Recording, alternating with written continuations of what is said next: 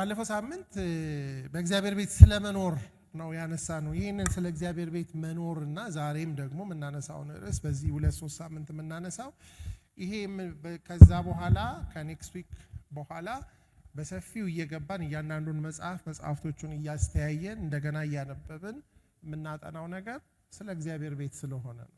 ከእግዚአብሔር ጋር ስለመኖር ስለሆነ ነው። የእግዚአብሔር ቤት ሆኖ ስለመሰራት ስለሆነ ነው። የእግዚአብሔር ቤት ስለመስራት ስለሆነ አሁን በእነዚህ 2-3 ሳምንት ላይ የምናደርገው ፋውንዴሽን ወይም የምናስቀምጠው መሰረት የምናጠናውን ጥናት ሙሉ ፐርስፔክቲቭ ይሰጠዋል። ባለፈው ሳምንት ጳውሎስ ለጢሞቴዎስ በጻፈለት መልእክት ላይ ሁለተኛ ጢሞቴዎስ ላይ ፈጥኜ ወደ አንተ እንድመጣ ተስፋ አድርጌ እንጽፍልሃለሁ፣ ብዘገይ ግን በእግዚአብሔር ማደሪያ ቤት እንዴት ወይም መኖር እንዴት እንደሚገባ ታውቅ ዘንድ ጽፍልሃለሁ። በማደሪያ ቤት በእግዚአብሔር ማደሪያ ቤት ምን ማድረግ እንድታውቅ መኖር እንዴት እንዳለብህ ማለት ዝም ብሎ የማይኖር እንኳን የእግዚአብሔር ቤት ሰው ቤትም ሲኬድ አንዳንድ የቤቱ ህጎችና የባለቤቱ ደንቦች አሉ አይደል? ይሄ ማደሪያ ነው፣ የእግዚአብሔር ማደሪያ ነው። ይሄ ደግሞ ቤቱ አምዱም መሰረቱም የቤቱ አመሰራረትና የቤቱ አሰራር በምን ላይ የተመሰረተ ነው? እውነት ላይ የተመሰረተ ነው። ፒላሩ ፋውንዴሽኑ መሰረቱም አምዱ ምንድነው ይላል? እውነት ነው። ከዛ ቤቱም ይልና ይህን ቤት ሲነግረን የእውነት አምድና መሰረት የሕያው እግዚአብሔር ቤተክርስቲያን ነው። ስለዚህ ቤተክርስቲያን የእግዚአብሔር ቤት ናት።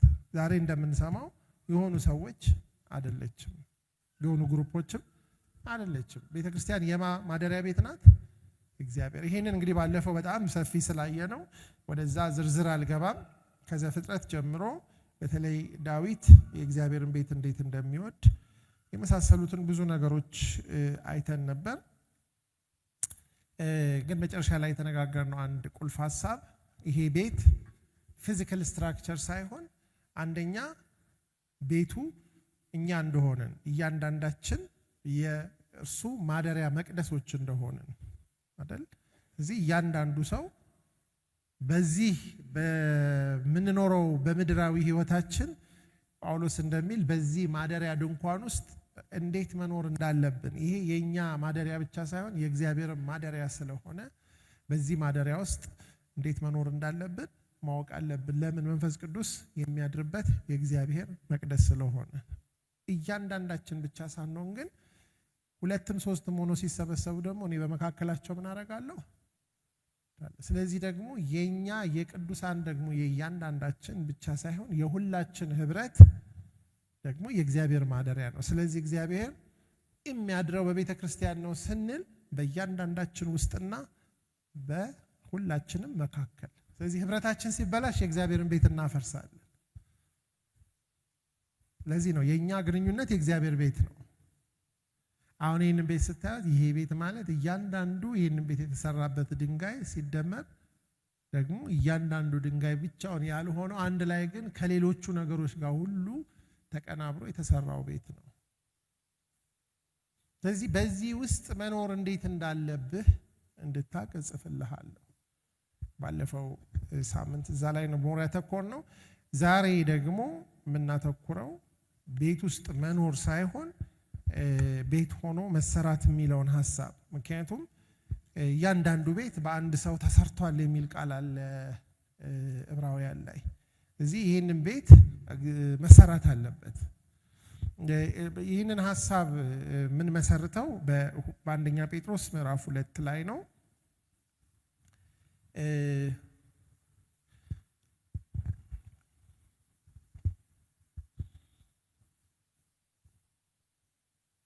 ከቁጥር 1 ጀምሮ አነባዋለሁኝ።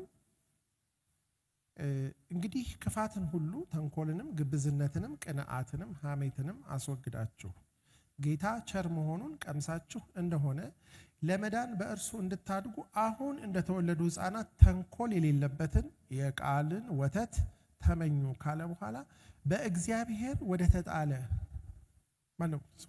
በሰውም ወደ ተጣለ በእግዚአብሔር ዘንድ ግን ወደ ተመረጠና ክቡር ወደ ሆነው ወደ ሕያው ድንጋይ ወደ እርሱ እየቀረባችሁ እናንተ ደግሞ እንደ ሕያዋን ድንጋዮች ሆናችሁ በኢየሱስ ክርስቶስ ለእግዚአብሔር ደስ የሚያሰኝ መስዋዕትን ታቀርቡ ዘንድ ቅዱሳን ካህናት እንድትሆኑ መንፈሳዊ ቤት ለመሆን ተሰሩ።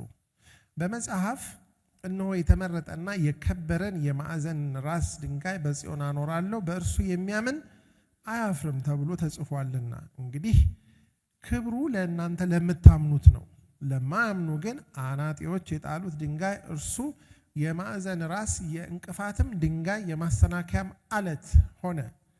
የማያምኑ ስለሆኑ በቃሉ ይሰናከሉበታል፣ ለዚህ ደግሞ የተመደቡ ናቸውና። እናንተ ግን ከጨለማ ወደሚደነቅ ብርሃን የጠራችሁን የእርሱን በጎነት እንድትነግሩ የተመረጠ ትውልድ፣ የንጉሥ ካህናት፣ ቅዱስ ሕዝብ፣ ለርስቱ የተለየ ወገን ናችሁ።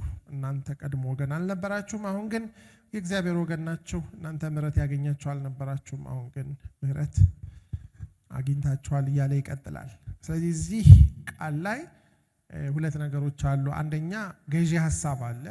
ይሄ ጴጥሮስ የሚያጠነጥንበት ብዙ ሐሳቦችን እያነሳ ሐሳቦችን ሁሉ የሚሰበስብ አንድ ቁልፍ ሐሳብ አለ። ይሄ ቁጥር 5 ወይም ቁጥር 6 ላይ ያለው ሐሳብ ወይ ቁጥር 6 መጀመሪያ ወይም ቁጥር 5 መጨረሻ ላይ ያለው ሐሳብ ነው። የሚለው ምንድነው? መንፈሳዊ ቤት ለመሆን ተሰሩ። ይሄ ርዕስ በቃ የዛሬውን ሐሳብ እንደ ርዕስ ልንወስደው የምንችል ነው። ርዕሱ ምንድነው? ምን ለመሆን ተሰሩ በሏ። መንፈሳዊ ቤት ለመሆን ምን አድርጉ? ተሰሩ። ምን ማለት ነው? ገና መሰራት ያስፈልጋል ማለት ነው። ይሄ የተጻፈው ለክርስቲያኖች ነው። ስለዚህ ክርስቲያኖችን ምን ይላቸዋል? መንፈሳዊ ቤት መሆን አለባችሁ። ለዚህ መንፈሳዊ ቤትነት ምን መደረግ አለባችሁ ነው የሚለው? መሰራት የሚባል ነገር አለ። ስለዚህ መኖር ብቻ ሳይሆን ሁለተኛው ደግሞ እንትናችን ምንድነው? እሱ መሰራት ነው። እነዚህ ሁለት ቃሎች በደንብ የምንሰራው መንፈሳዊ ቤት ለመሆን ነው። ግን በእግዚአብሔር ቤት ውስጥ ደግሞ ነዋሪዎች ነን፣ ከእግዚአብሔር ጋር እንኖራለን። ይሄ ቤት ምን አይነት ቤት ነው ነው የሚለው? መንፈሳዊ ቤት ነው።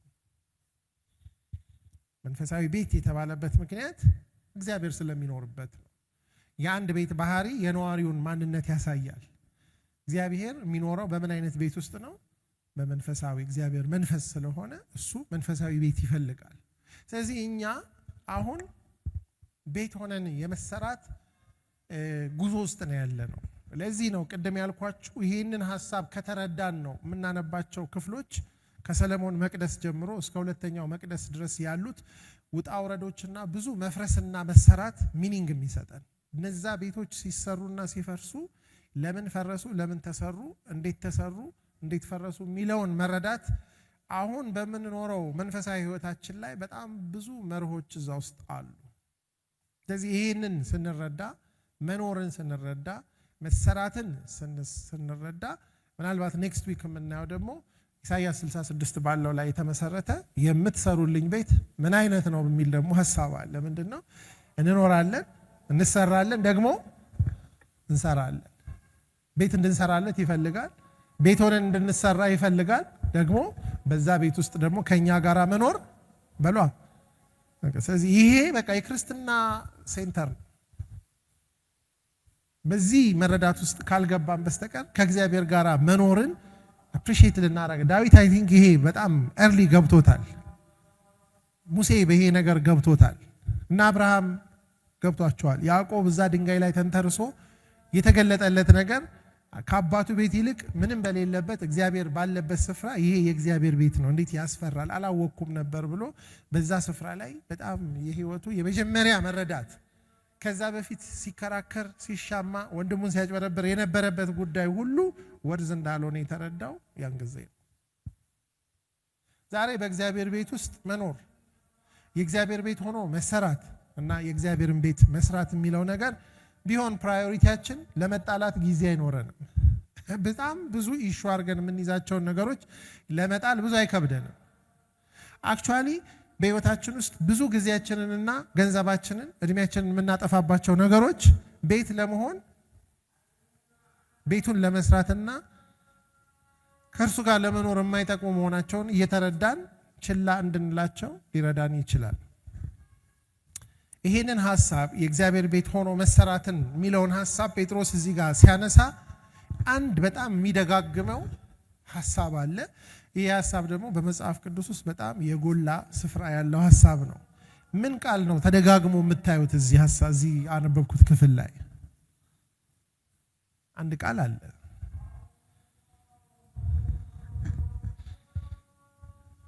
ድንጋይ የሚል ነገር አይታያችሁ?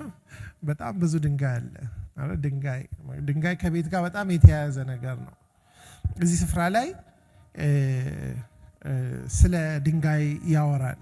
ይሄ የድንጋይ ጉዳይ ደግሞ በመጽሐፍ የሚለው ኦልሬዲ ወደ ኦልድ ቴስታመንትም ስንሄድ የዚህ የድንጋይ ጉዳይ ይነሳል።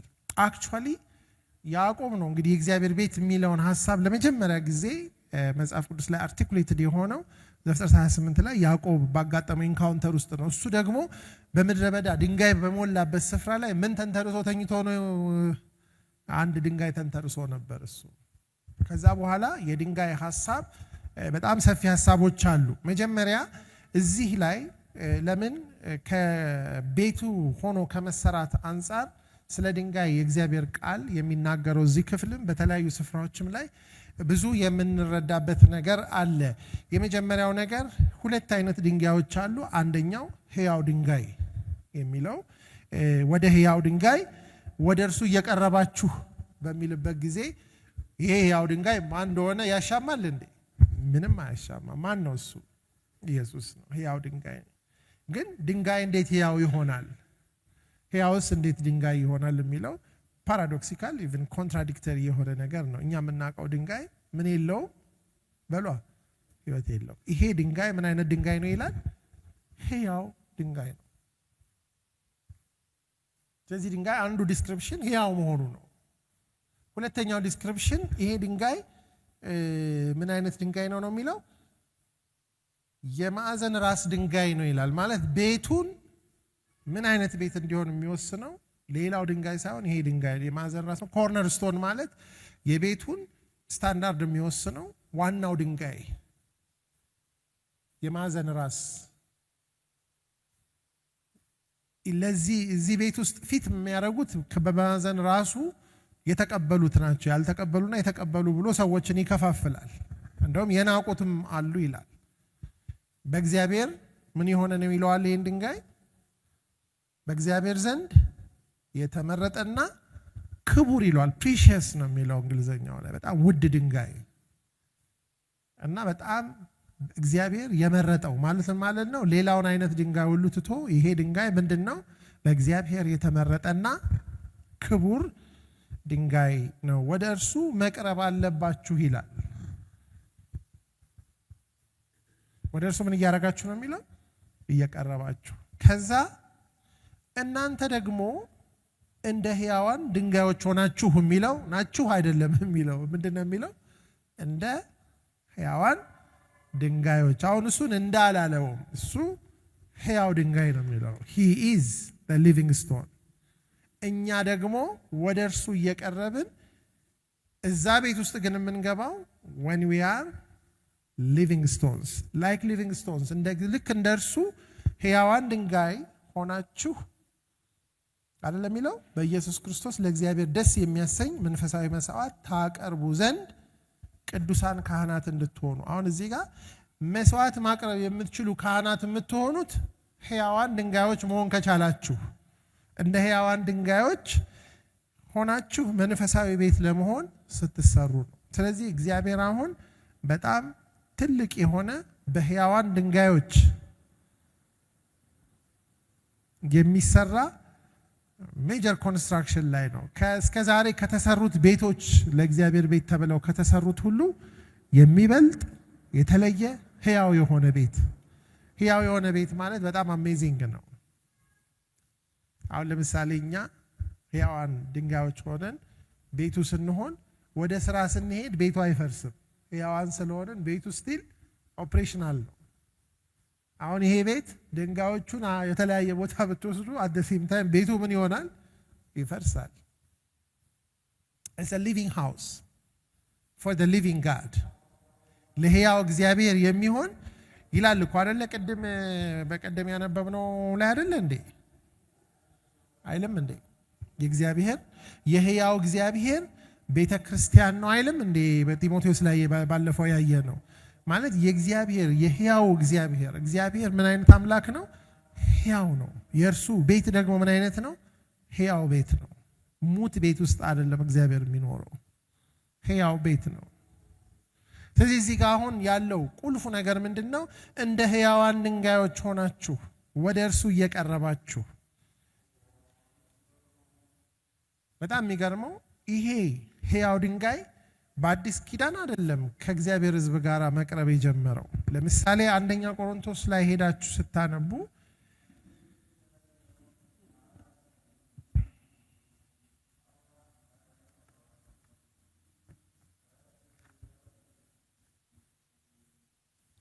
አንደኛ ቆሮንቶስ ምዕራፍ 10 ላይ ስታነቡ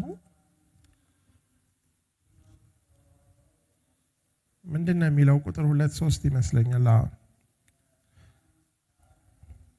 ቁጥር 10 ምዕራፍ 10 ቁጥር 2 ጀምሮ እስከ 4 ሁሉም ሙሴን ይተባበሩ ዘንድ በደመናና በባህር ተጠመቁ በኋላ ሁሉም ያንን መንፈሳዊ መብል በሉ፣ ሁሉም ያንን መንፈሳዊ መጠጥ ጠጡ፣ ይከተላቸው ከነበረው ከመንፈሳዊ አለት ጠጥተዋልና ያም አለት በሏ ክርስቶስ ነው። ስለዚህ ይሄ አለት አሁን በእኛ ዘመን ለአዲስ ኪዳን የመጣ ሳይሆን ይከተላቸው ነበር ይላል።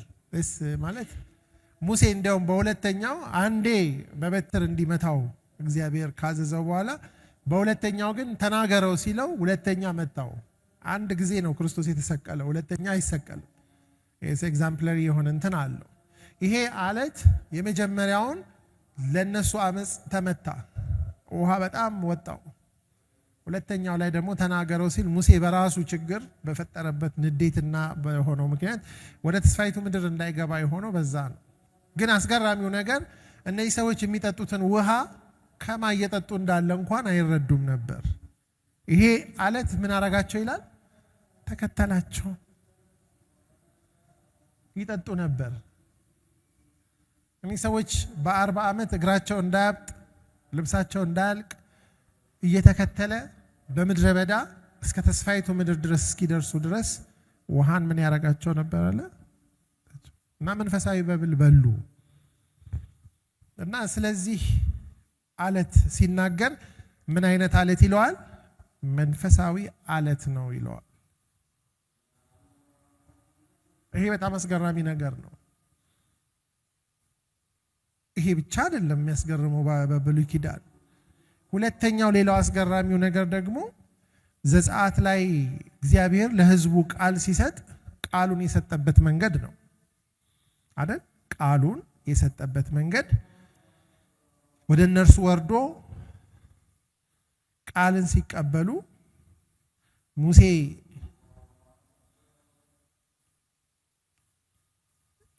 የመጀመሪያውን እንደሰበረው እናውቃለን። እግዚአብሔር ለሕዝቡ ቃል ሲልክ ሕዝቡ ደግሞ ጥጃ ይሰራልታች። ይሄ ከግብጽ ያወጣን ሙሴ ወዴት እንደገባ እናቅም። እዛ ተራራ ላይ ገብቶ ጠፍቷል ብለው 40 ቀንና 40 ሌሊት ከእግዚአብሔር ጋር ሆኖ እግዚአብሔር ለሕዝቡ ቃሉን ሕይወት የሚሰጠውን የሕይወት ቃል ለመስጠት ወደኔ ይዘህና ብሎት ድንጋይ ነው ይዞ የሄደው። እነዚህ ድንጋዮች ጽላት ይባላሉ። እነዛ ድንጋዮች ላይ የተጻፈው ምንድን ነው? የሕይወት ቃል ነው። ስለዚህ ይሄ ድንጋይ ከሌሎች ድንጋይ ይለያል። ለምን? የማ ቃል ስላለበት። ስለዚህ ሕያው ድንጋይ ሆኗል።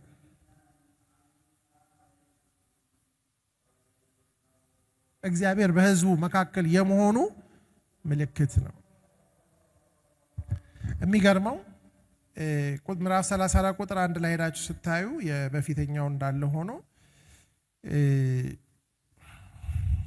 እግዚአብሔር ሙሴን አለ 2 የድንጋይ ጽላቶች እንደ ፊተኞቹ አድርገህ ጥረብ፣ በሰበርካቸው በፊተኞቹ ጽላቶች የነበሩትን ቃሎች ጽፍባቸዋለሁ።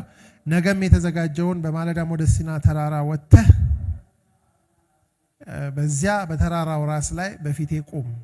ከአንተም ጋር ማንም ሰው አይውጣ፣ በተራራውም ላይ ምንም አይታይ፣ መንጎች ከብቶች በዚያ ተራራ አይሰማሩ ካለው ለሙሴም እንደ ፊተኞቹ አድርጎ 2 የድንጋይ ጽላቶችን ጠረበ። በነጋው ማልዶ እግዚአብሔር እንዳዘዘው ወደ ሲና ተራራ ሁለቱን የድንጋይ ጽላቶች በእጁ ይዞ ጻፈ ይላል።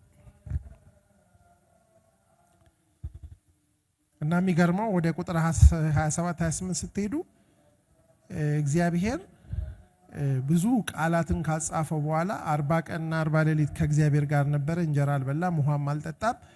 በጽላቶቹም 10ን የቃል ኪዳን ቃሎች ጻፈ።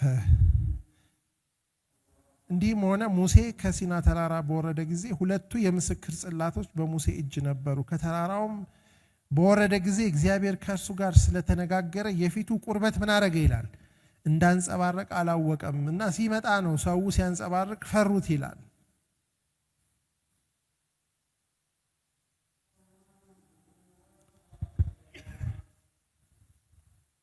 ስለዚህ እግዚአብሔር ከሕዝቡ ጋር ባለው በማደሪያው ድንኳን ውስጥ የሚቀመጡት እነዚህ ጽላቶች እላያቸው ላይ ምን አለ? ቃሉ አለ።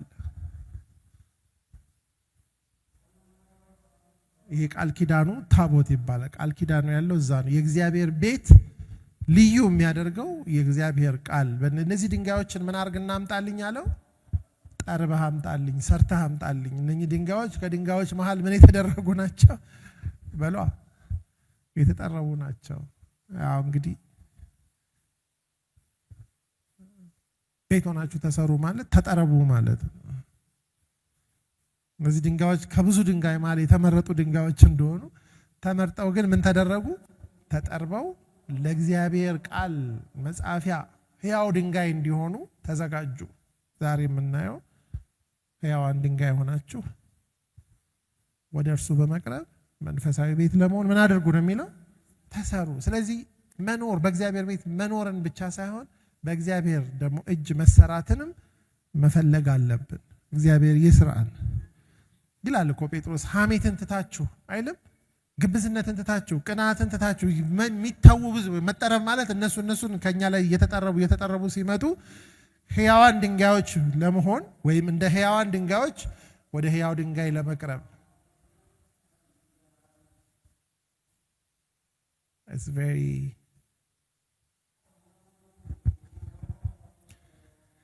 አንደኛ ነገሥት ምዕራፍ 5 ላይ ሄዳችሁ ስትመለከቱ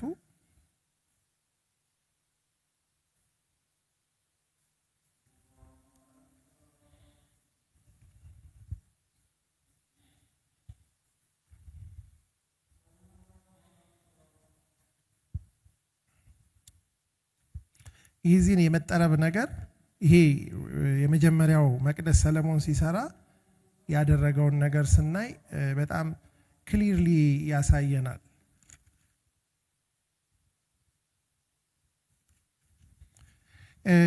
አንደኛ ነገሥት ምዕራፍ 5 ቁጥር 17 ጀምሮ ምን ይላል? ንጉሡ ታላላቅ ምርጥ ድንጋዮችን ይቆፍሩና ይጠርቡ ዘንድ ለቤቱም መሰረት ይረበርቡ ዘንድ አዘዘ። ሰለሞንና የኪራም አናጢዎች ጌባላውያንም ወቀሯቸው። ቤቱንም ለመስራት እንጨቱንና ድንጋዮቹን አዘጋጁ ካለ በኋላ የሚቀጥለው ምዕራፍ ቁጥር 7 ላይ ስትሄዱ ቤቱ በተሰራ ጊዜ ፈጽመው በተወቀሩ ድንጋዮች ተሰራ። በተሰራም ጊዜ መራጃና መጥረቢያ የብረትም ዕቃ ሁሉ በቤት ውስጥ አልተሰማም።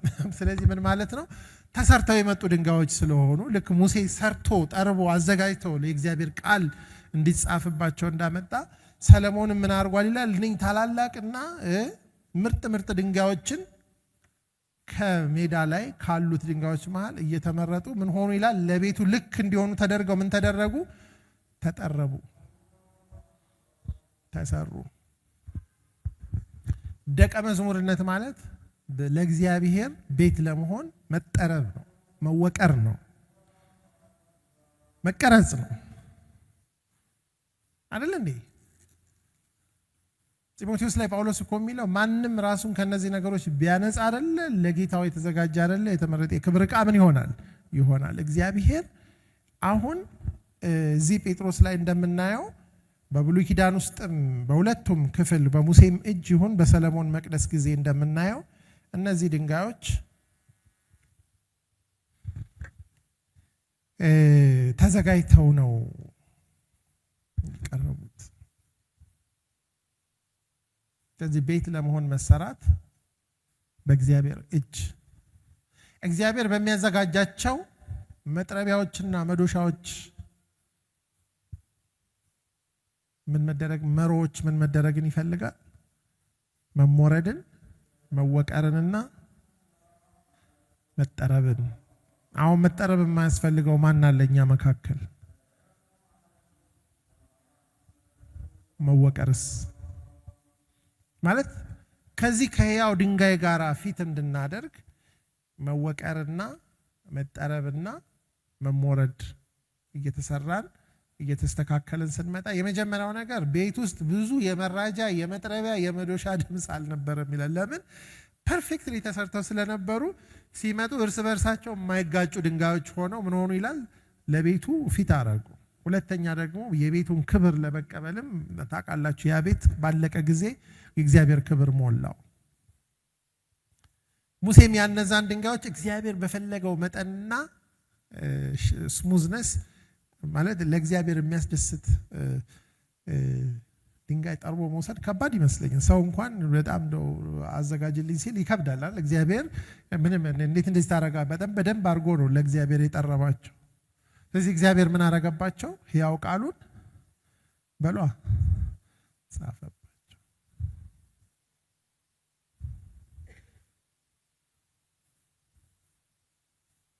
ለዚህ ነው ኤርሚያስና ሕዝቅኤል ላይ በተደጋጋሚ አዲስ ልብ ሰጣችኋለሁ፣ የድንጋዩን ልብ ምን አረጋለሁ ከእናንተ አወጣና የሥጋ ልብን ሕጌን በልቦናቸው ምን አደርጋለሁ እጽፋለሁ። ስለዚህ እግዚአብሔር አሁን የተጠረበ ሕያው ድንጋይ ይፈልጋል። ምኑ የሚጻፍበት? ቃሉ። ያንን ድንጋይ ሕያው የሚያደርገው ቃሉ ነው፣ መንፈሱ ነው። እዚህ ጋር የመጀመሪያው ሕያው ድንጋይ የመሆን ቁልፍ ነገር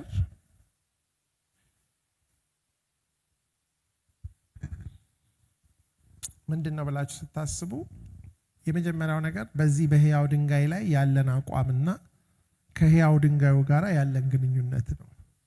ሰዎች በሁለት ይከፈላሉ። ይሄንን ሕያው ድንጋይ የናቁት ግንበኛ ነን እኛ የምናውቀው ለእግዚአብሔር ቤት የሚሰራበትን ብለው ኢየሱስ ክርስቶስን ምን አረጉት? ናቁት። አስገራሚ ነገር ነው። እዚህ ጋር የሚለው እሱን ነው። መጀመሪያ ሲጀምር ራሱ በሰው ወደ ተጣለ በእግዚአብሔር ዘንድ ግን ወደ ተመረጠና ክቡር ወደ ሆነው ወደ ሕያው ድንጋይ ወደ እርሱ እየቀረባችሁ። ስለዚህ እግዚአብሔር ለቤቱ የሚሆኑትን ድንጋዮች ወይም ደግሞ ሕያዋን ድንጋዮች እንዲሆኑ የተመረጡት ሁሉ በማስታንዳርድ እንዲቀረጹ ወስኗል በኢየሱስ። ለዚህ ነው ጳውሎስ እኔ ክርስቶስ እንደምመስል እኔን ምን አድርጉ ምሰሉ። በቃ በአጠቃላይ እግዚአብሔርን መምሰል ማለት ትላንት ባለፈውም ጢሞቴዎስ ላይ ያየነው ላይ በእግዚአብሔር ቤት መኖር እንዴት እንደሚገባ ብሎ በስጋ የተገለጠ በመላእክት የጸደቀ አይደለ እንደሚለው ስለ ክርስቶስ ነው የሚናገረው። እግዚአብሔርን መምሰል ማለት ክርስቶስን መምሰል ነው። ክርስቶስ ሰው ሆኖ እግዚአብሔር የሚፈልገውን ሰው አሳይቶናል። የሰውን ልክ በእርሱ ደስ የሚለኝ የምወደው ልጄ። ስለዚህ እግዚአብሔር የሚቀርጸን ራንደምሊ አይደለም። ወንድ የለም፣ ሴት የለም፣ ግሪክ የለም፣ አይሁድ የለም። ሁሉ ውስጥ ያለው ማን ነው የሚሆነው? እንዲሆነው እግዚአብሔር የሚፈልገው ክርስቶስ በሁሉ እንዲሆን። ስለዚህ ወንድም ቢሆን ሴትም ብትሆን፣ ልጅም ቢሆን አዋቂም ቢሆን፣ አበሻም ቢሆን ፈረንጅም ቢሆን ክርስቶስ ነጭ አይደለም፣ ጥቁር አይደለም። አንዳንድ ጊዜ ዛሬ አሁን ፖለቲካ እንትን ሰዎች ኢየሱስ ጥቁር ነበር ብለው የሚታገሉ ሰዎች አሉ። ኢየሱስ ነጭ ነው ብለው ደግሞ የሚያስተምሩ አሉ። ኢየሱስ ግን ነጭም ጥቁርም አይደለም። ግን ለምን? ኢየሱስ ነጭም ነው ጥቁርም ነው። ኢየሱስ ወንድ ነው ብለው በጣም የኢየሱስ ክርስቶስን ወንድነት ለመቀበል ትግል ውስጥ የሚገቡ ብዙ ሴቶችም አሉ። ኢየሱስ ክርስቶስ ግን ወንድም አይደለም ሴትም አይደለም። እንትኑን ነው የምነግራችሁ እንድትረዱት ነው። ኢየሱስ ክርስቶስ በሁሉም ነው ይላል። ወንድ የለም ሴት የለም፣ ጨዋ የለም ባሪያ የለም፣ ግሪክ የለም አይሁድ የለም፣ በሁሉ ማን ነው ይላል። ስለዚህ እግዚአብሔር በወንድም ውስጥ በሴትም ውስጥ በአበሻም ውስጥ በፈረንጅም ውስጥ በወጣትም ውስጥ በሽማግሌም ውስጥ ክርስቶስን መቅረጽ ይችላል። ወደ እግዚአብሔር በእግዚአብሔር የተመረጠ ብቻ ሳይሆን በእግዚአብሔር የተወደደ ወይም ክቡር ውድ የሆነ ፕሪሺየስ የሆነ ይሄ ድንጋይ ወደ እርሱ መቅረብ አለብን። ግን ሁሉ ወደ እርሱ መቅረብ አይፈልጉም። በእርሱ የሚያምን ግን ምን አያረግም ይላል? አያፍርም። በእርሱ ማመንና በእርሱ መልክ መቀረጽ አያሳፍርም። ዛሬ ብዙ ሰው ያፍራል? አያፍርም? ያፍራል። የሆኑ አይነት ሴሌብሪቲዎችን መምሰል ሰው እንደው ቢኮራል እንትናን ነው የምትመስለው ሲባል ግን ኢየሱስን መምሰል ግን ለብዙ ግን በእርሱ የሚያምን ምን አያረግም? አያፍርም። እግዚአብሔር እንድንመስል የመረጠው ብቸኛው ስታንዳርድ ሊቪንግ ስቶን ከቤቱ እግዚአብሔር ካሰበው ቤት ጋር ፊት የሚያደርገው በማመን የተቀረጸ ነው፣ በክርስቶስ። እና ለዚህ ነው ቁጥር 7 ላይ እንግዲህ ክብሩ ለእናንተ ለምታምኑት ነው። በእርሱ መልክ ለመቀረጽ ለወደዳችሁ ሕይወታችሁን ለእርሱ ለሰጣችሁ ምንድን ነው ይላል? ክብር ነው፣ ፕሪሺየስ ነው፣ ኦነር ነው። ለማያምኑ ግን አናጢዎች የጣሉት ድንጋይ እርሱ የማዕዘን ራስ የእንቅፋት ድንጋይ የማሰናከያ አለት ሆነ። በጣም የሚገርማችሁ ነገር አስቡት። ይሄ የማሰናከያ አለት የእንቅፋት ድንጋይ የጣሉት ድንጋይ ይላል ማለት like this much rejected ነው ክርስቶስ ዛሬ በዓለም ላይ ይሄ ነው። በነገራችን ላይ በኢየሱስ ክርስቶስ ጉዳይ ላይ ኒውትራል መሆን አይቻልም። ወይ በእርሱ መልክና ልክ ትቀረጻላችሁ ወይ ሪጀክት ታደርጉታላችሁ። መሀል ላይ የተሽሞነም ሆነ አቨሬጅ የሚባል ነገር የለም በክርስቶስ ጉዳይ ላይ። ድሮም አልነበረም፣ ዘንድሮም የለም። ኢትስ ኦል ኦር ነን ነው። በጣም ግልጽ የሆነ ብርሃንና ጨለማ በሚለው ልክ የተገለጠ ነው። ስለዚህ መንፈሳዊ ቤት ለመሆን ተሰሩ ማለት ክርስቶስን ለመምሰል ህይወታችሁን ምን አድርጉ ነው? ስጡ ነው። የእንቅፋት ድንጋይ የማሰናከያ አለት። ይሄ በጣም ኃይለኛ ቃል ነው። ይሄ ቃል የመዝሙር 118 ቁጥር 22 ላይ ነው መጀመሪያ እና ከዛ በኋላ ኢየሱስም ጠቅሶታል፣ ጳውሎስ ጠቅሶታል፣ ጴጥሮስ ጠቅሶታል። ይሄ በጣም በተደጋጋሚ የተጠቀሰ ጥቅስ ስለሆነ ወደ ኦሪጂናል ቃሉ ዳዊት ይመስለኛል ወይም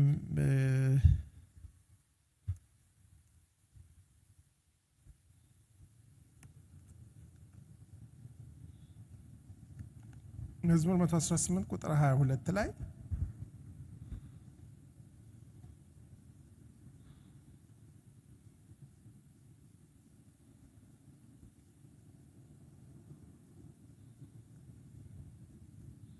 ትንሽ ካፍን ብለን ብንጀምረው እንችላለን። ያው ስለ ቤት ስለሚያወራ የጽድቅን ደጆች ክፈቱልኝ፣ ወደ እነርሱም ገብቼ እግዚአብሔርን አመሰግናለሁ። ይህች የእግዚአብሔር ደጅ ናት፣ ወደ እርሷም ጻድቃን ይገባሉ። ሰምተኸኛልና መድኃኒትም ሆነኸኛልና አመሰግናለሁ ካለ በኋላ ግንበኞች የናቁት ድንጋይ እርሱ የማዕዘን ራስ ሆነ። ይህች ከእግዚአብሔር ዘንድ ሆነች፣ ለዓይናችንም ድንቅ ናት። እግዚአብሔር የሰራት ቀን ይህች ናት፣ ሐሴትን እናድርግ በእርሷም ደስ ይበለን። ስለዚህ ምን ይላል? ይሄ ከማን ዘንድ ሆነ ይላል? ከእግዚአብሔር ዘንድ። ግንበኞች ምን ያደረጉት? የናቁት። የሃይማኖት ግንበኞች፣ የፍልስፍና ግንበኞች፣ የሳይንስ ግንበኞች አይደል? የብዙ ነገር ግንበኞች ማለት ባለሙያዎች፣ በቃ እኛ እናውቃለን ባዮች የናቁት። ነገር ግን ምን ሆነ ይላል? የማዕዘን ራስ ማለት ኮርነር ስቶን፣ ቤቱን ዲተርምን የሚያደርገው የቤቱ ዋነኛ ሆነ።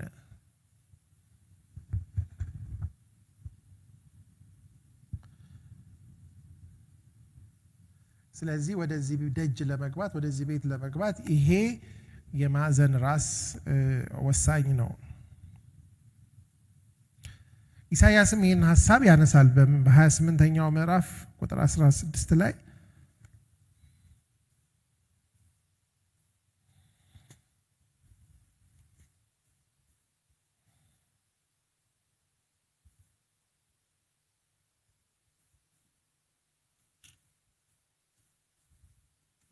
ምን ይላል?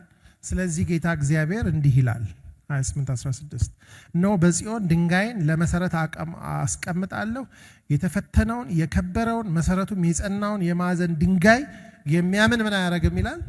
አያፍርም። ምን የሆነ ነው ይላል? የተፈተነ ነው። መሰረቱ ምን ያረገ ነው ይላል? የጸና ነው፣ የከበረ ነው። ስለዚህ አሁን በኢየሱስ ክርስቶስ ጉዳይ ላይ ቤተክርስቲያን 2 እና 3 የምታስበው ነገር ሊኖራት አይችልም። እርሱ ራሱ ቤተክርስቲያንን በምን ላይ ይሰራለው ነው ያለው?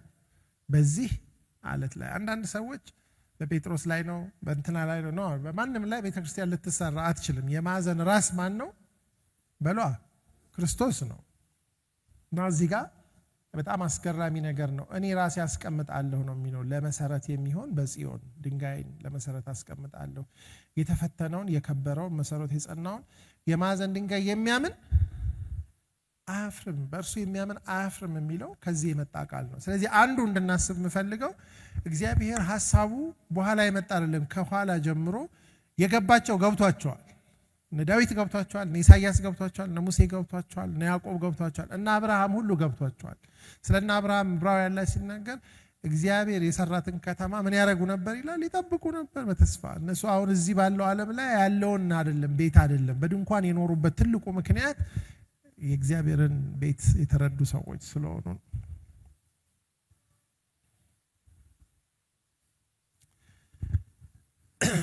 አሁን እዚህ ጋር የእግዚአብሔር ቤት ሆኖ ስለመሰራት ሲናገር ሪጀክት ያደረጉትም ምንድነው? ሪጀክት ያደረጉት የተቀበሉትም ደግሞ ምንድነው ሊቀበሉት የሚገባው የሚለውን ነገር ጴጥሮስ ይናገራል። እዚህ ቁጥር 8 ላይ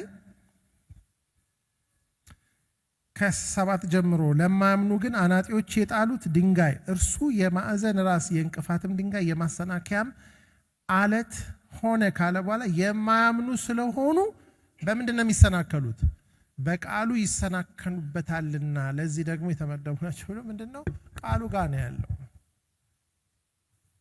አንድን እንግዲህ መሰላችሁ የሚያምኑም የማያምኑም ድንጋዮች ናቸው ብለን እናስብ። ድንጋይነትን ማንም አይከለክለን። ግን ሁሉም ሕያዋን ድንጋይ ግን አይደሉም። ድንጋይ ማለት የሞተ ነገር ነው፣ ሕይወት የሌለው ነው። እኛ እኮ በበደላችንና በኃጢአታችን ምንድን ነበርን? በሏ ከድንጋይ ብዙም የተለየ ሕይወት አልነበረንም። የባዮሎጂካል ላይፋችን ላይ በጣም ካልተመጻደቅን በስተቀር አፈር ነህና በሏ የክርስቶስ ሕይወት በእኛ ውስጥ ከሌለ እኮ እኛ ከዚህ አሁን ዛሬ ከምንረግጠው ድንጋይ ዛሬ የምንረግጠው ድንጋይ እኮ የዛሬ 300 ዓመት በምድር ላይ ወክ የሚያደርጉ ሰዎች በሏ ሊሆኑ ይችላል። ከተወሰኑ 100 ዓመታት በኋላ እኛም ማንረገጥ ልንሆን እንችላለን። እሱ ብቻ ልንሆን አንችልም። ባዮሎጂካል በሆነ ላይፍ ጋራንቲ የለም። ዞኢ የሚለው ዘላለማዊ የሆነ ኢተርናል የሆነ የዘላለም ሕይወት እሰጠዋለሁ የሚለው ኢየሱስ ክርስቶስ የሕይወት ምንጭ ነው። ያ ሕይወት ሲገባብን ሕያዋን ድንጋዮች እንሆናል። ያን ጊዜ ለዘላለም ከቤቱ ጋር አብረን የእርሱ ቤት ሆነን ከእርሱ ጋር እንኖራለን። ቤቱ ስንሆን እርሱ ሕያዋን ስለሆንን ቤቱ ብቻ ሳይሆን ቤተሰቡም ነው የምንሆነው።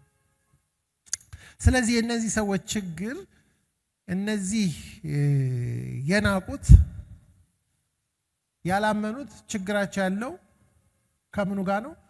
ከቃሉ ጋር ነው። ልብ ብላችሁ ከሆነ ይሄንን ቃል እኮ ስንጀምር እንግዲህ ክፋትን ሁሉ ተንኮልንም፣ ግብዝነትንም፣ ቅናትንም፣ ሐሜትንም አስወግዳችሁ እነዚህ ነገሮች ሁሉ ከቃሉ የራቁ ነገሮች ናቸው። እነዚህን ካስወገዳችሁ ጌታ ቸር መሆኑን ቀምሳችሁ እንደሆነ ለመዳን ምን ለመሆን ለመዳን ማለት ለመሰራት ለመዳን በእርሱ እንድታድጉ መሰራት ማለት መዳንና መሰራት ነው።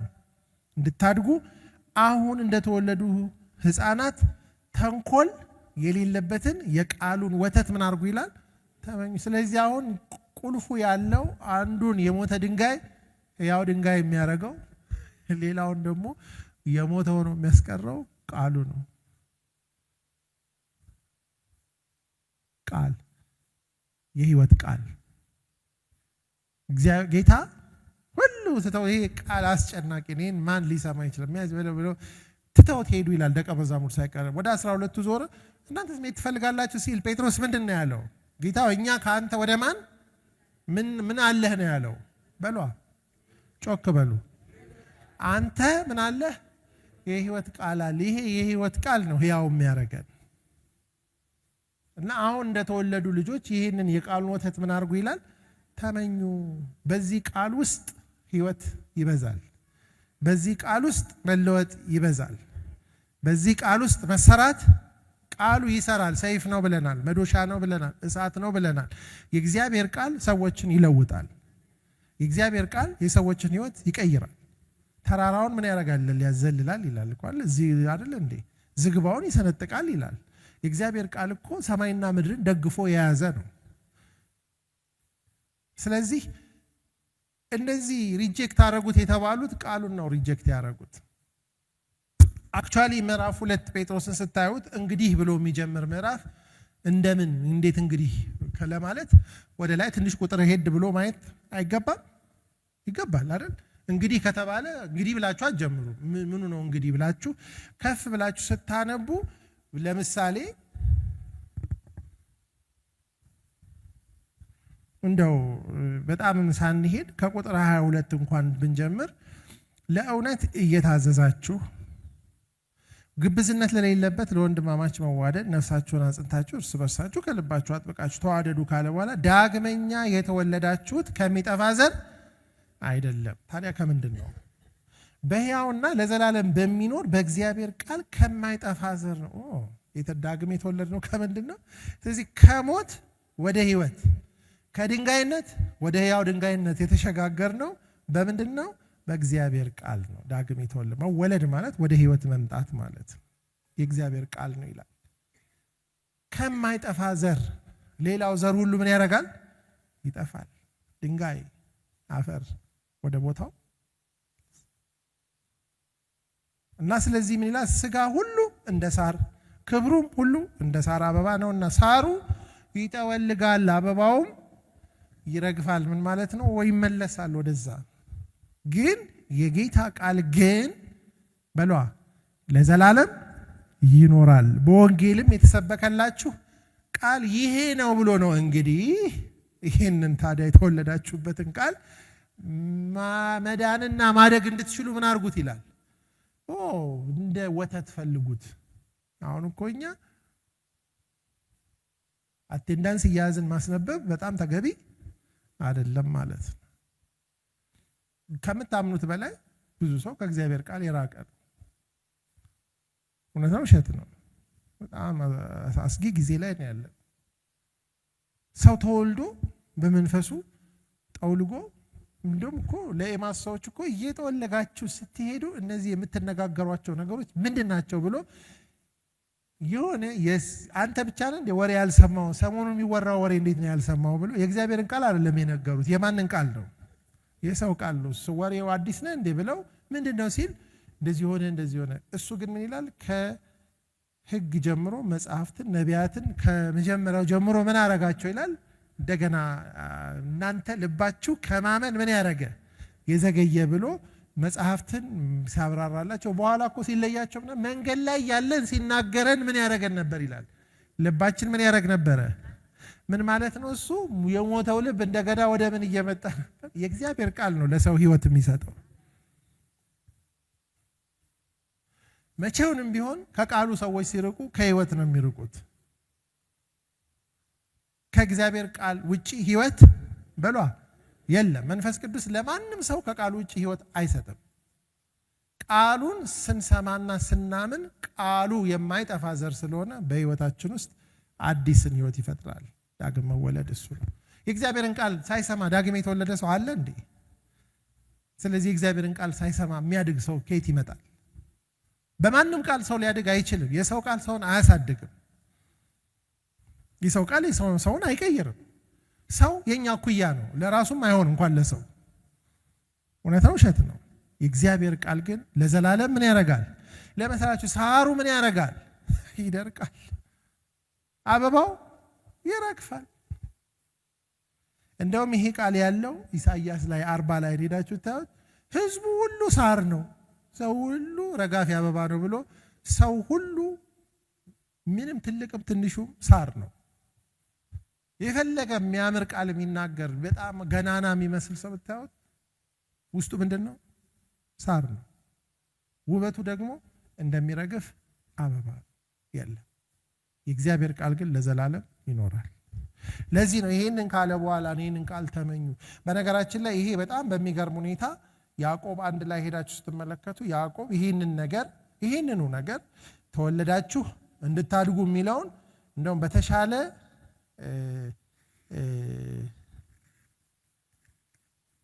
መንገድ ያስቀምጠዋል። ያዕቆብ 1 ቁጥር 18 ለፍጥረቱ የበኩራት አይነት እንድንሆን በእውነት ቃል አስቦ ወለደን። በምን ተወለድን? በሏ ጮክ በሉ። ምን አድርጎን የወለደን? አስቦ ወለደን። ግን ወልዶ አልተወንም። ከዛ ምን ይላል ቁጥር 21 ላይ ስለዚህ ርኩሰትን ሁሉ የክፋትንም ትርፍ አስወግዳችሁ ምን ይላል? ነፍሳችሁን ማዳን የሚችለውን በውስጣችሁ የተተከለውን ቃል ምን አድርጉት ይላል? በየዋህነት ተቀበሉት። ነፍሳችሁን ምን ያደርጋል? ያድናል። ከዛ ምን ይላል? ቃሉን የምታደርጉ እንጂ ራሳችሁን እያሳታችሁ የምትሰሙ ብቻ አትሁኑ ብሎ ቁጥር 25 ላይ ነገር ግን ነፃ የሚያወጣውን ፍጹሙን ሕግ ተመልክቶ የሚጸናበት ስራንም የሚሰራ እንጂ ሰምቶ የሚሰራ ያልሆነው በስራው ሁሉ ምን ይሆናል? የተባረከ ይሆናል። ስለዚህ የእግዚአብሔር ቃል ሕይወታችንን ዳግም የማውለድ ብቻ ሳይሆን የማሳደግ ቤቱ ሆነን እንድንቀረጽ ያደርገናል። እዚህ ጋር እግዚአብሔርን ደስ የሚያሰኝ መንፈሳዊ መስዋዕት ታቀርቡ ዘንድ ቅዱሳን ካህናት እንድትሆኑ መንፈሳዊ ቤት በእግዚአብሔር ቃል በምንሰራበት ጊዜ ክርስቶስን እየመሰልን በምንሄድበት ጊዜ ለእግዚአብሔር መንፈሳዊ መስዋዕትን ማቅረብ እንችላለን በቤቱ። ይሄንን ዕብራውያን 13:15-16 ላይ የምስጋና መስዋዕት፣ የማካፈል መስዋዕት፣ ሮሜ 12:1 ላይ ቅዱስና ሕያው መስዋዕት አድርጋችሁ ሰውነታችሁን ምን አድርጉ ይላል? አቅርቡ ይላል። ከዛ የእግዚአብሔርን ደግሞ ፍቃድ መረዳት እንችላ አእምሯችሁ ይለወጥ ይላል። ስለ ሰውነትን ለእግዚአብሔር ስለመስጠት የሚናገረው ነገር በጣም አስገራሚ ነገር ነው። እሱን አንብበን በሱ ሐሳብ ብንዘጋ ይሻላል። ምናልባት ያው ከቆምንበት ኔክስት ዊክ የእግዚአብሔርን ቤት መስራት የሚለውን በዚሁ የሚገናው ግን ይሄ ሮሜ 12:1 ላይ ያለው በጣም ጠቃሚ ሐሳብ ነው። ምንድነው የሚለው መሰላችሁ? እንግዲህ ይላል ወንድሞች ሆይ ሰውነታችሁን እግዚአብሔርን ደስ የሚያሰኝና ሕያው ቅዱስም መስዋዕት አድርጋችሁ ታቀርቡ ዘንድ በእግዚአብሔር ርኅራኄ ለምናችኋለሁ። አሁን ቅድም እዛ ጴጥሮስ ላይ ምን ይላል? ሕያዋን ድንጋይ ሆናችሁ ወደ እርሱ የምትቀርቡት ካህናት ሆናችሁ መስዋዕት ማቅረብ እንድትችሉ ነው። ሕያዋን ድንጋይ ካልሆናችሁ በእርሱ መልክ ካልተሰራችሁ እግዚአብሔር ጋር ህብረት የማድረግ ለእግዚአብሔር መስዋዕት የማቅረብ ብቃት አይኖራችሁ። ስለዚህ ምን ይላል? ይሄ መስዋዕት አንደኛው ምንድነው? ሰውነታችሁን ነው። እንዴት አድርገን ነው ሰውነታችን? መስዋዕት የሚታወቀው ተገሎ ተቃጥሎ የሚቀርብ ነው። ይሄኛው መስዋዕት ግን ምን አይነት መስዋዕት ነው? ሕያው ነው፣ ቅዱስ ነው፣ እግዚአብሔርን ደስ የሚያሰኝ ነው። እና ይሄንን መስዋዕት ምን ይላል? ሰውነታችሁን ይላል። ከዛ ይህም ለአእምሮ የሚገኝ አገልግሎት ለሚመች አገልግሎታችሁ ነው። ለምን ይላል? and that is your reasonable service ይላል። እግዚአብሔር ከሰራን በኋላ በእኛ ይገለገላል። አሁን ይሄን መስዋዕት ያው መስዋዕት ማለት በቃሉ የተሰራ ማንነታችን እግዚአብሔር ቤት ውስጥ አክቲቭ ሆነን ከዛ በኋላ እርስ በርሳችን አንዳችን ሌላ ብልት ነን ስለ አገልግሎት ነው የሚያወራው። እግዚአብሔርን የሚያገለግሉት በቤቱ ከእግዚአብሔር ጋር ተፍ የሚሉት ሰዎች በቃሉ የተሰሩ ክርስቶስን የሚመስሉት ናቸው። ስለዚህ ለእግዚአብሔር የምናቀርበው ሕያው መስዋዕት ሰውነታችን ተቀባይነት የሚኖረው መንፈሳዊ ቤት ሆነን ከተሰራን ነው። እግዚአብሔር በልጁ ሲገለገል ደስ ያለው ሕያው ድንጋይ ስለሆነ ዛሬም እግዚአብሔር ሕያዋን ድንጋዮችን ይፈልጋል። ይሄ ብቻ አይደለም። ለእግዚአብሔር የምናቀርበው አንዱ ሰውነታችን ወይንም ደግሞ አገልግሎታችን እጃችንን፣ አንደበታችንን፣ ሰውነታችንን ሁሉ የእግዚአብሔር መገልገያ አድርገን ማቅረብ የምንችለው በቃሉ ከተሰራን በኋላ ነው። ቃሉ ከሌለብን እግዚአብሔር በስጋና በደም ምን አይሆንም፣ አይገለገልም። ዕብራውያን 13 ላይ ያለው በጣም አንድ ሐሳብ አለ። እሱን 13:15 እንግዲህ ዘወትር ለእግዚአብሔር የምስጋናን መስዋዕት ማለት ለስሙ የሚመሰክሩ የከንፈሮችን ፍሬ በእርሱ እናቅርብለት ካለ በኋላ ነገር ግን መልካም ማድረግን ለሌሎችም ማካፈልን አትርሱ። እንዲህ ያለው መስዋዕት እግዚአብሔርን ደስ ያሰኘዋል። ሁለት መስዋዕቶች ነው። መልካም ማድረግ፣ ለሌሎች ማካፈል፣ እግዚአብሔርን ደግሞ በአንደበታችን በአምልኮና በምስጋና መባረክ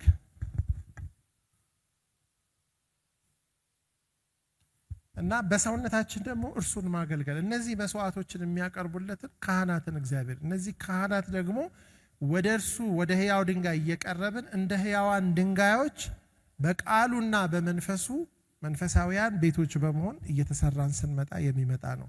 እንግዲህ ይሄ የእግዚአብሔር ግራንድ ስኪማው ትልቁ እቅዱ በዘላለም ውስጥ ከክርስቶስ ጋራ የምንከብርበትና የምንነግስበት የምንገዛበት መንግስት ሲመጣ እግዚአብሔር ዛሬ ያንን ለማድረግ በምድር ላይ ሰዎችን እንደ ሕያዋን ድንጋይ እየቀረጸ እየሰራ ነው። ቤተ ክርስቲያን ትልቁ ስራዋ የእግዚአብሔር ማደሪያ ቤት የሚሆኑ ለእርሱ የተለየ ወገን የንጉስ ካህናት ቅዱስ ሕዝብ ለእርሱ የተለየ ወገን የሚለውን ያንን ቀድሞ ወገን ያልነበራችሁ የሚለውን እግዚአብሔር ለኛ ያሰበው ካህናትና ነገስታት ለእርሱ የተመረጠ ሕዝብ ልዩ ወገን እንድንሆን ላዘጋጀው ርስት ወራሾች እንድንሆን ነው የሚፈልገው። ስለዚህ አሁን በቤተ ክርስቲያን ውስጥ የምናደርገው ዝም ብሎ የሆነ አይነት የሃይማኖት አክቲቪቲ እያካሄዱ እሑድና ሮብሮ መሄድ ሳይሆን እግዚአብሔር የሚያድርበት ሞትን የሚያሸንፍ ዘላለማዊ የሆነ ህይወትን የሚሸከም ማንነትን እግዚአብሔር በእኛ ውስጥ መስራት ይፈልጋል። ለዚህ እግዚአብሔር እንዳልኳችሁ ከመወለድ እስከ ማደግ እና ፍጹም እስከ መሆን ድረስ አንዱ የሰጠን ቃሉ ነው። ይሄ ቃል ግን በእኛ ህይወት ውስጥ ገብቶ ክርስቶስን እንድንመስል የማድረጉን ስራ የሚሰራው ኃላፊነቱ የሚሰራው መንፈስ ቅዱስ ነው። ግን እግዚአብሔር መንፈስ ቅዱስ እኛን ከቃሉ ጋር ካላገኘን በምን ይሰራናል? በቃሉ ውስጥ ተገኝተን እግዚአብሔርን ስናገለግል፣ እግዚአብሔርን ስናመልክ፣ እርስ በርስ ህብረት ስናደርግ፣ ሌሎችን ስንረዳና ስናግዝ በዛ ፕሮሰስ ውስጥ እግዚአብሔር ከቀን ወደ ቀን መንፈሳዊ ቤቶች እየሆንን ክርስቶስን እየመሰልን እንድንመጣ የሚያደርግ ህይወት ውስጥ ያስገባናል። ለዚህ ነው መስዋዕትን እንድታቀርቡ የሚለው። ምንድነው መስዋዕት የምትለዋን ሐሳብ ልንገራችሁ። ራስን የመስጠት መስዋዕት፣ እግዚአብሔርን አተኮስት የማምለክ መስዋዕት፣ የማመስገን መስዋዕት፣ ለሌሎች የማካፈል መስዋዕት። እንደነዚህ አይነት ዲሲፕሊኖች ውስጥ እግዚአብሔር እያስገባን በዚህ ዲሲፕሊኖች ውስጥ እግዚአብሔር አተ ሳክሪፋይስ መስዋዕት እያቀረብን ክርስቶስን ወደ መምሰል ያመጣናል። ስለዚህ መንፈሳዊ ቤት ለመሆን መስዋዕትነት ይጠይቃል። ራስን የመስጠት መስዋዕትነት፣ እግዚአብሔርን የማምለክና የማመስገን መስዋዕትነት፣ እግዚአብሔርን ማምለክ ማለት ለእርሱ የመገዛት መስዋዕትነት፣ እንዲሁም ለሌሎች የማካፈል። በሚቀጥለው ሳምንት የምትሰሩልኝ ቤት ምን አይነት ነው የሚለውን ስናይ እዚህ ያልጨረስናቸውን ሐሳቦች ፒክ አድርገን ይሄ ሶስቱ የተለያየ ሐሳብ አይደለም። በቤቱ እንኖራለን፣ ቤቱ ሆነን እንሰራለን፣ ቤቱን እንሰራለን። ስለዚህ እግዚአብሔር ቤትን እሱ ሰርቶ የሚያኖረን ሳይሆን እኛ ደግሞ በቤቱ ስራ ውስጥ እንድንሳተፍ ይፈልጋል። ስለዚህ ነው ምን ይላል? የምትሰሩልኝ ቤት ምን አይነት ነው? ሰማይና ምድርን ራሴ ፈጥሬዋለሁ፣ አንዱ ዙፋኔ አንዱ መረገጫዬ ነው።